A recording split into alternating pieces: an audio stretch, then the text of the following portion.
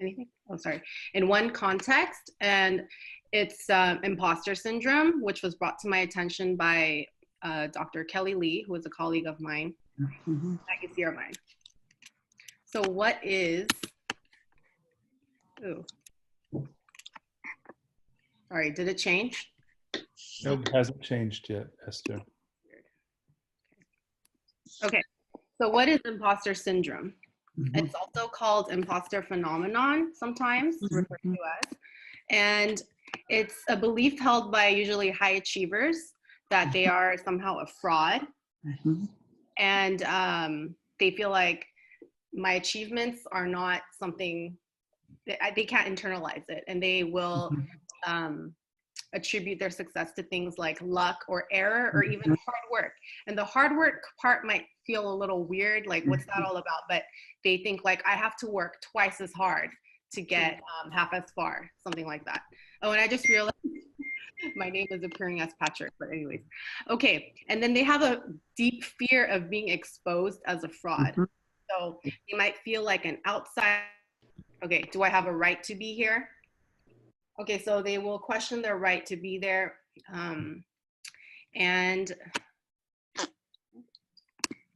so when does who goes through the imposter syndrome? And I read a bunch of papers, and I've seen from like 30% to even 86%, but about 70% of people have felt like imposters for at least some part of their careers. And I think the reason why this resonated with me when Kelly shared about this is because I have felt like an imposter before. And imposter feelings can be especially prevalent when people take on new roles or new challenges. And who do we know that in a few weeks are going to take on a new role and new challenges? Our student teachers. And I'm not saying they're all going to feel like imposters, but it's it can happen. And additionally, I want to point out some things that I saw that were interesting to me. First generation students, college students experience imposter phenomenon more often and at higher levels than other students. And then I read this interesting study of medical students that found that Black, Latinx, Native American, and multiracial students had more than they were more than 2 times likely to feel like imposters than Asians and white students. And the researchers or the authors of that paper pointed out that Asians and whites are usually the majority in medical school. But I wanted to point out that in another study of college students in the Southwest, I believe, Asian American students were experiencing imposter feelings at higher rates. And the authors of that paper cited things like it wasn't really research-based. They cited things like, the paper is research-based, but this part, they said maybe it's because of Asian and American students have this like model minority stress, or they have high parental expectations. And I kind of want to challenge that a bit, because as an Asian, that's a little bit offensive to say I feel like an imposter because of my parents' parenting style. So I want to challenge that a bit and stop pointing at like model minority status, all the plights of Asian American students.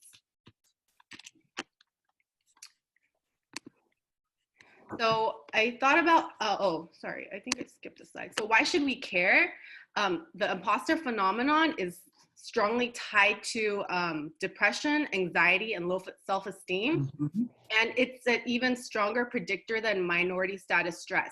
So minority status stress comes from experiences of discrimination, whereas the imposter phenomenon actually internalizes those experiences, and where the person feels like, oh, I'm a fraud, I'm not supposed to be here, I don't know how I got here, I don't belong here, nobody here looks like me, nobody here has had the same experiences as I have. So I thought about the ways that a student teacher might show signs that they are feeling like a fraud. And some of our student teachers have a really strong need for validation. And they're hyper-focused on things like if the lesson went well or not. Some teachers have hesitate to take over or try anything new because they're afraid to fail. And then if they fail, then I'm exposed, I'm a fraud. And then sometimes they're overwhelmed by this anxiety that everything has to be perfect. And so what can we do? I have some ideas. We can discuss experience of microaggression that they have experienced, or you can even share the ones that you had. And could we be perpetuating some of these messages? We can promote, this part is so important. We need to promote student teachers' sense of belonging to the teaching profession and our cohort and the university and their school site, so that they have that sense of belonging. And one paper I wrote about Black students said that students who were involved in Black activism had a lower rate of imposter feelings. And we have to be clear that the goal of observations is not to judge or evaluate, but it's to engage in a learning continuum. And we can grow together. I'm growing too. I don't have all the answers, and I'm growing too with you. So I have some questions here, and we don't have to do this now because I know we have some other panelists, but I think these are some important questions to consider. Like, how can we value our students' teachers' lived experiences? And number two, how can we promote more sense of belonging within our student teachers? Thank you. Thank you for getting us off to such a great start. Let's hold on to the questions and then direct them to the presenter when we have time at the end. Thank you very much. Who would like to go next of the group? Okay, so I'm next. My name is Beth Foraker. First off, I just want to be grateful to you, Esther. Thank you for giving me a lot to consider, and I have found exactly what you spoke about to be true. I work at UC Davis in multiple subjects. I'm going to be, so the kind of the overarching theme of our presentation is how to support student teachers, and so I'm just going to share how I take my student teaching notes when I go and observe them. And Johnny has my, so we have a Google Doc of resources, and these samples are in the Google Doc. So I just want to first talk, you can go ahead and put it up, Johnny. The first one is go ahead and put I think it's a literacy lesson. Or this one is fine, we'll do that.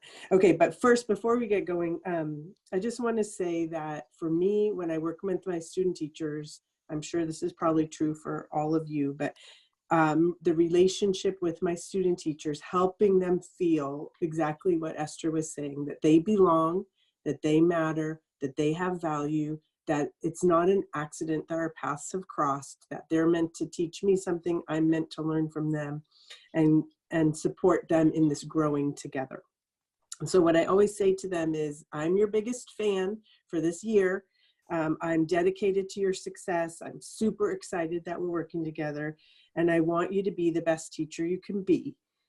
Because truthfully, I have your students at the center of what I'm thinking about. I'm always going to be thinking about your future students, and they need you to be the best you can be. So that's kind of how I begin with them.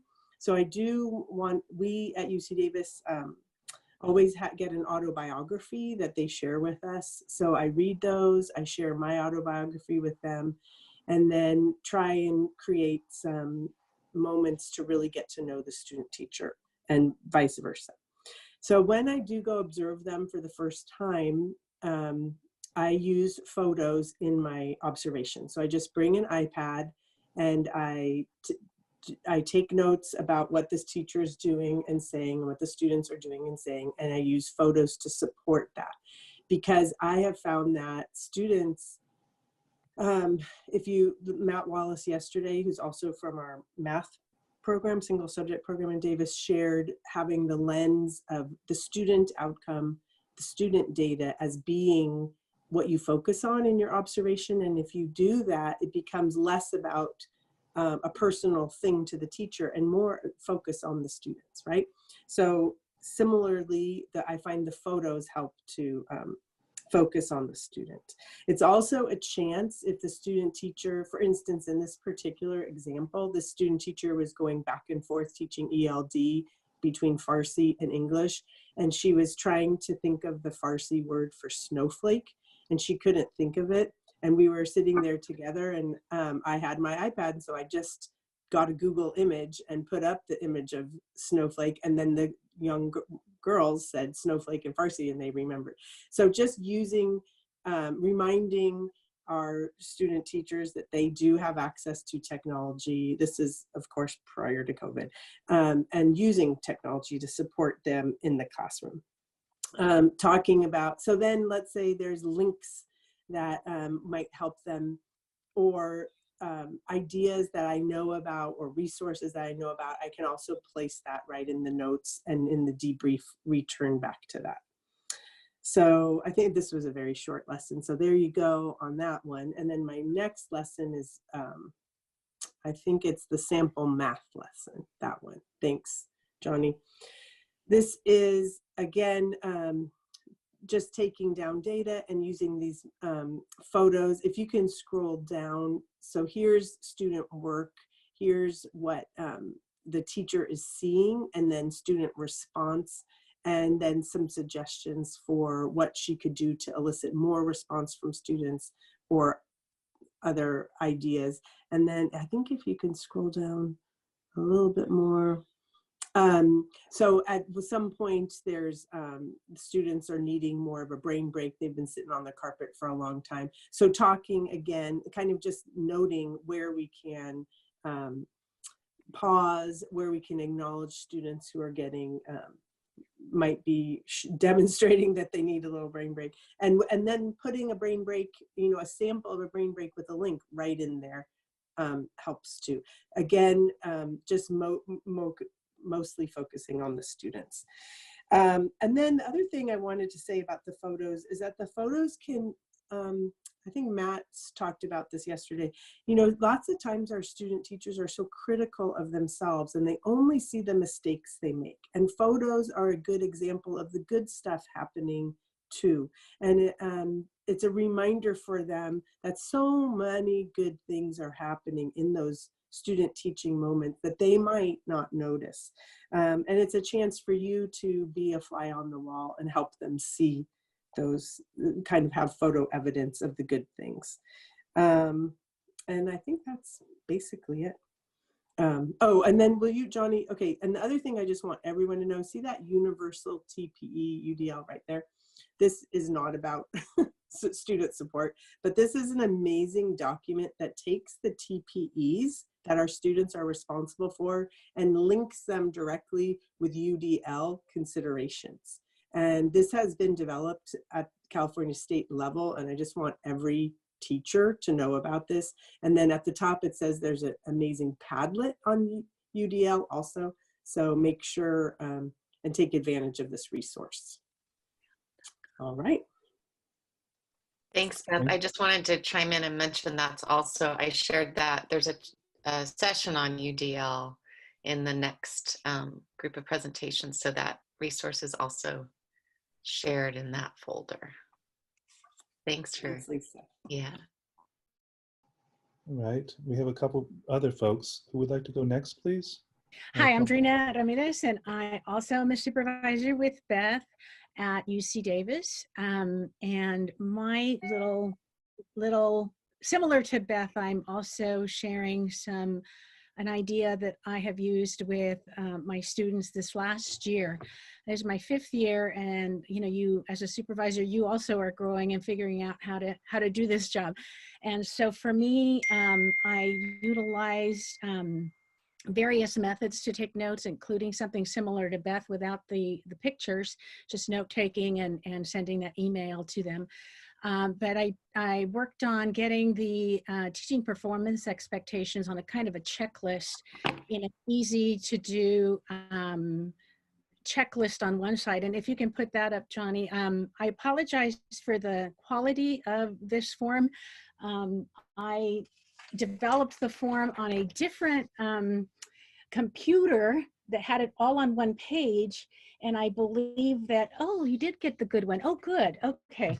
And so I use it back to back. And so as I am I took the TPEs and kind of synthesized it because I was taking notes and going back to my big document of the TPEs to try to figure out and incorporate as I observed. And so that was really difficult for me. So as I'm observing student teachers, I use the checklist and document, just you know, check off what I'm seeing, flip it over to the other side. If you scroll up, you'll see the evidence that I jot down. So I might put 1.2 and I'll jot down the evidence there, and then the comment why that works or how they could extend that. Towards the bottom of the forms, there's a little space for extra comments. On the front page, sometimes I will asterisk, if I don't check the box, I will asterisk the number and then write down where that was a missed opportunity. And then of course we take this and have our conversation after the observation and talk about, you know, great things that we saw, and then maybe areas of growth for next time and goals for next time. I focus on a couple of TPEs at the beginning in the fall, more about the 1 and 2 classroom management and creating that great effective environment for students. And then of course, as the quarters go on, I focus more on the lesson planning and design and the assessment, although we look at the whole picture. But I really focus on making sure that management is in place at the beginning. I have not tried this, of course, with distance learning this year yet.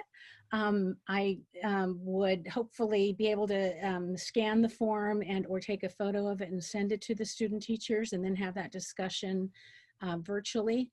But it's something that for me helped me make sure that I included all the TPEs in one place without having to go to different places to try to incorporate it into my comments. What else was I going to say? It was very helpful at the end of the year for students when they worked on their induction plan, because they were based already, they had all the observations, at least for the column that talked about what did your supervisor say about your TPEs, that they could go in and actually pull the areas of growth or the areas that they excelled in. So not anything as deep and effective as what Johnny presented yesterday. I loved his presentation on those interactive journals, but for me, this worked last year, and I'm gonna see if I can continue that this year, but maybe include some interactive journals as well, Johnny. So thank you for that. Thank you. Is Frank sharing as well? I want to make sure that we have everybody. I had a long talk with my colleague Lily Chen Heftek in music education after our meetings yesterday, and we decided to go a little different. We want to give everyone just an overview of what we do in music education, because it's substantially different than most of the education programs. Maybe I can make this big. So okay. We are the only music teacher preparation program in our system, and it's different than other disciplines because what we deal with is doing and procedural knowledge. And our concern, however, is to get students to think in. And there's a lot of music teaching where people talk about music, but they don't actually get people to think in music. We have a real advantage in that we have 4 years with our students. It's a 4-year undergraduate program leading to a credential, and we're able to infuse equity and social justice themes throughout the program. However, University of Music Education is very traditional, and we are fighting real problems in real racist attitudes. The Society for Music Theory last fall had a session with a gentleman in music theory talking about how racist music theory is, and this has finally hit the UCLA campus, and it's a big discussion going on. Okay, we all know the figures about diversity in our state, and we all know that with these tsunamis we're experiencing, there's all kinds of issues of supporting the students of color in our schools and getting our teachers to support students of color. American music education, even at the K-12 level, however, remains a white endeavor. We have large ensembles based on Western European models, orchestras, bands, choirs, and somehow or another, our music teacher preparation has to address these issues. Okay? So we're very lucky. We are able to attract and admit students of color. We aren't always successful because, again, our faculty listen for whiteness in auditions, but we get through it. And as the students go through our program, we encourage them to do presentations in world music at state conferences so they get familiar with other cultures and they get familiar with the idea of including other cultures of music and presenting this to their colleagues around the state. And again, these are based on Gay's concepts of culture responsive teaching, and we really work through all these with our students. And we've developed something called juxtapositional pedagogy, which tries to combine traditional innovative methodologies so that students have a place to, contrast the thoughts they come in with new thoughts and try them out. I, for example, would teach clarinet and guitar in the same class. This shocks them. They don't think that this is possible, but it is, okay? And it causes real transformation in our students. So we're trying to, through the way we teach, nurture dispositions of cultural responsive pedagogy. Okay? So regardless of how much social justice and diversity we want to introduce, the jobs our students go into are listed as ensemble teaching jobs. Okay? But we have to find ways to diversify what we do. So we get them to teach conventional classes. This is a beginning violin class. We get them to teach popular guitar. We get them to teach digital music making. So we try to look at new ways of teaching music. Okay?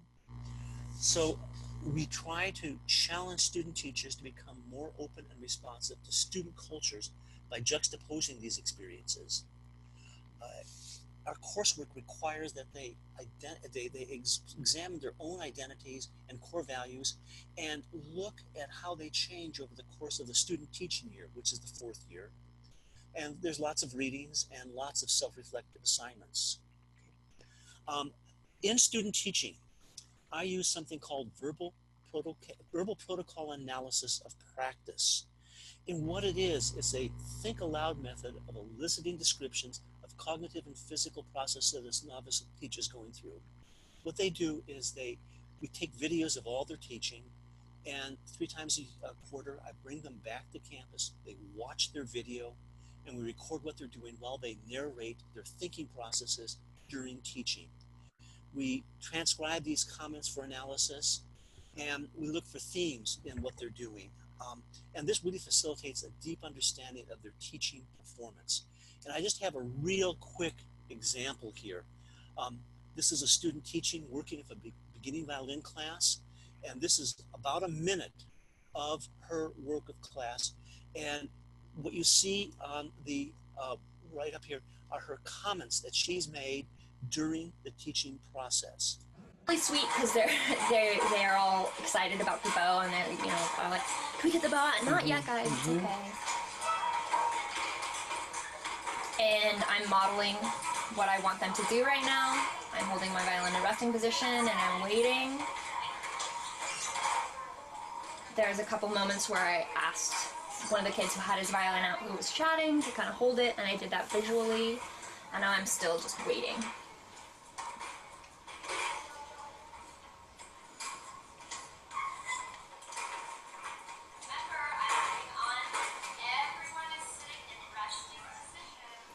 I'm reaffirming it verbally this time around because there were a couple kids in the back who just decided to talk. So, going into the ready position and making sure they have good posture.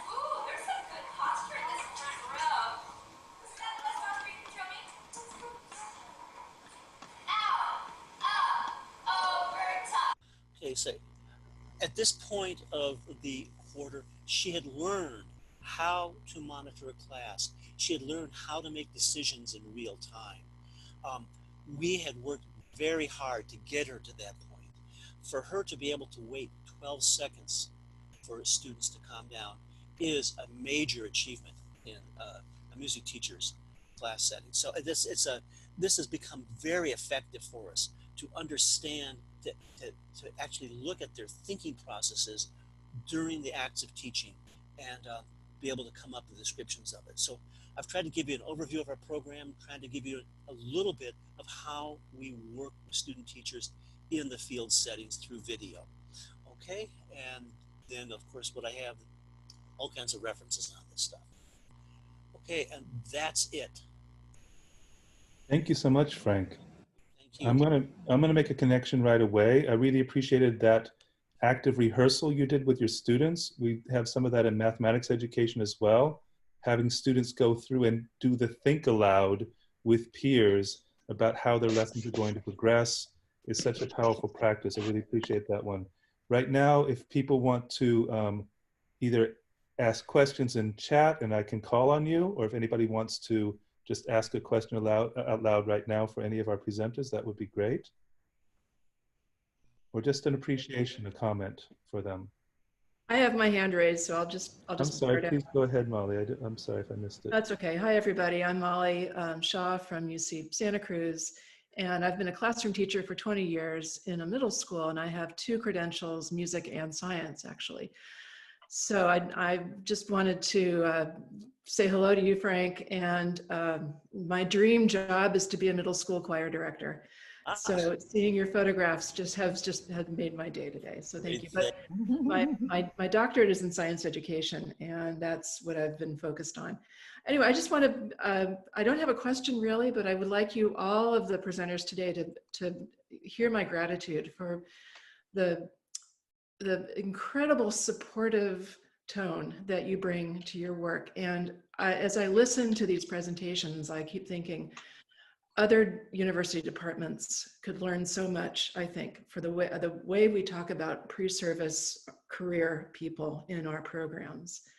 I can't imagine a more supportive structure. So thank you all. And one last thing too, I'm absolutely grateful for all of our incoming student teachers for willing to take this plunge this year. I keep thanking them for hanging in there and being present. So thank you all. Thank you, Molly. And I appreciate everyone reminding me to come back to Esther's questions. Are you okay with that, Esther? Yeah. I want to just respond to the first one, Esther. I'm going to bring it up later in my presentation with Jane Kim, just about thinking about student teaching as a lived experience, not just what they bring to it, but that they're living it in real time. And that it's the work that we're doing with them is not just the sum of a bunch of observations. There's a lot of stuff that goes along. They're having a life. They're working things out the entire time we're in our program, and we should think about that perspective in the development too. So I appreciate that question.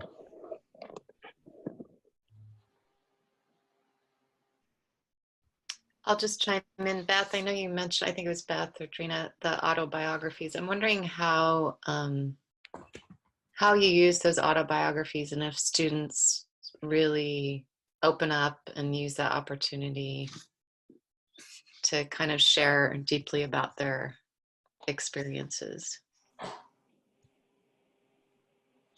Well, yeah, I find the autobiographies, they write them in the summer before we meet them, and they are shared with the RTs also.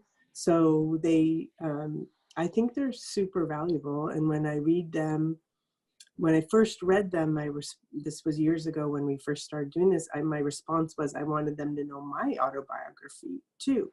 And so I shared with them, and now I share with them my autobiography, and that becomes so usually what I do is I read their autobiography, I respond to it in an email, and then I send them my autobiography, and then I say, I hope we can talk about this the next time we see each other. And I try and remind the RTs, usually the RTs get it right when school is starting and they're very busy. And so I try and ask them to read their autobiographies, if I reread them if they've read them a while ago. But one thing I wanted to say about supporting students of color, at UC Davis, we do have very few Black students in our program. So they're a micro minority, and it is deeply painful to see that. And so we have worked to try and find mentors within our local areas, other Black principals, Black teachers who would be willing to meet and discuss and talk about being a micro minority as an educator and hopefully create a network of Black educators locally. So that's one very small thing we can do. Zipping back to the overlap between what Esther was talking about and Beth in terms of the mental health of our student teachers, getting them to, join together. Mostly they meet each other in their classes they take, but the COVID situation made it really difficult and very isolating for our student teachers. I did create a couple of Zooms with all of my little cohort so they could talk to each other, but an ongoing, a chance for them to talk, share their experiences, their difficulties is really important and probably very important to keep in mind next semester when they're going to be once again in isolation. Thank you for sharing that, Steve. That is such an important point, that they are much more isolated now. And one thing I want to point out at UC Irvine that we've been doing last year and now this coming year is putting students in groups in their schools. So we have multiple students at the same site, and I think a lot of them have regular meetings, and they have another mentor that oversees that group. And so we want to, as much as we can, mitigate that feeling that they're alone in this process. I want to second one as well, Esther. We're working towards similar things, and it's interesting because this is a byproduct of COVID that maybe we should have been thinking about before.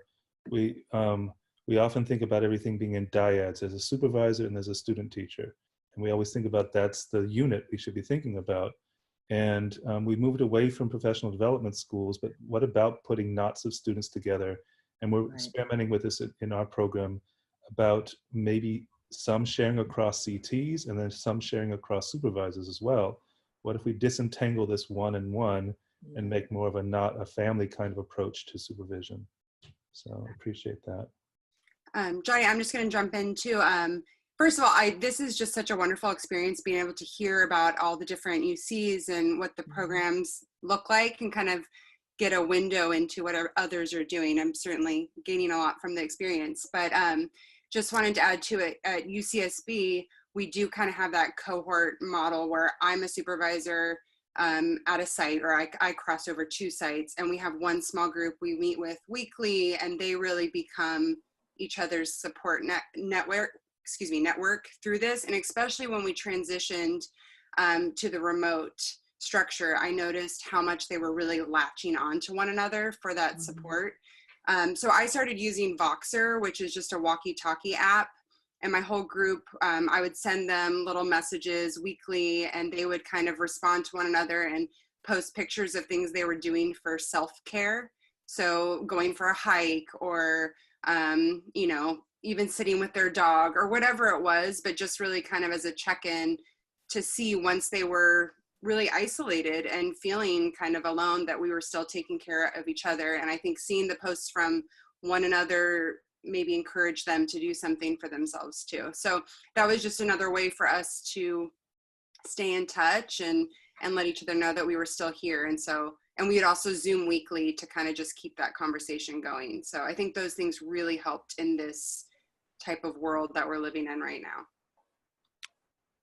I would like to add, hi, my name is Eduardo Lopez, and I'm from UCLA. And I just want to go back to Esther's presentation, and also, like I mentioned, Rita's presentation. I think both of them are asking is that how are we intentional in supporting students of color?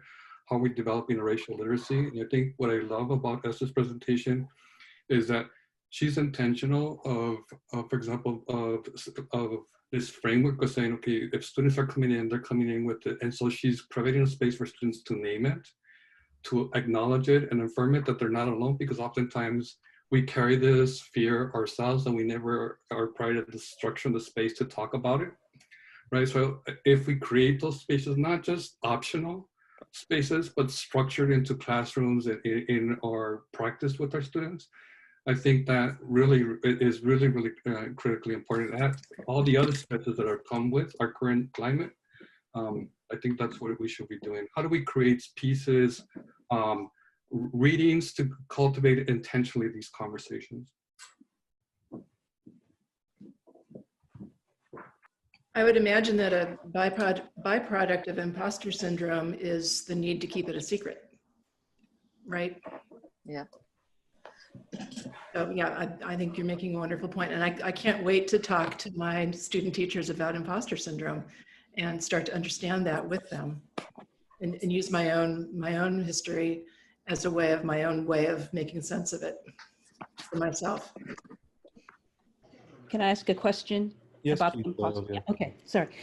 So I'm with UC Davis, and I'm from a little agricultural community in the Salinas Valley called Soledad. And I know it's hard to believe, but in the city of Soledad, I was in the majority.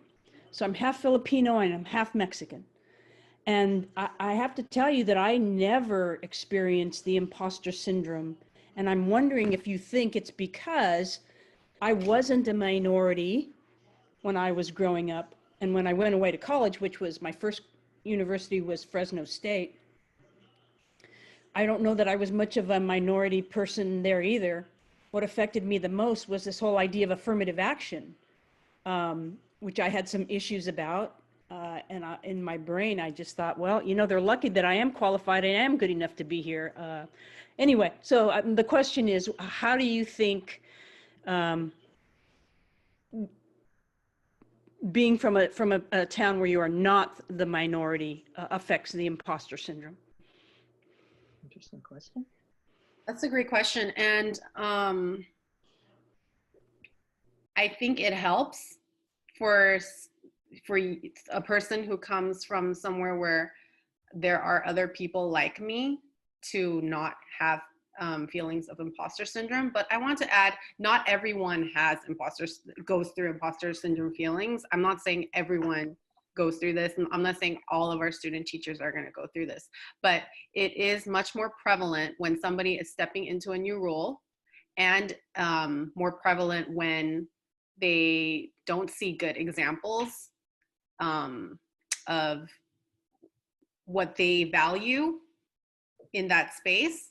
For example, the medical students, Asian American students in medical school felt less imposter syndrome because maybe they were more majority, and but then in the study of college students, they actually felt more than everybody else. So I think it really that keys to me that there is a difference of how prevalent the imposter syndrome is depending on what kind of space you're in. So then that tells me, how do we create spaces where our student teachers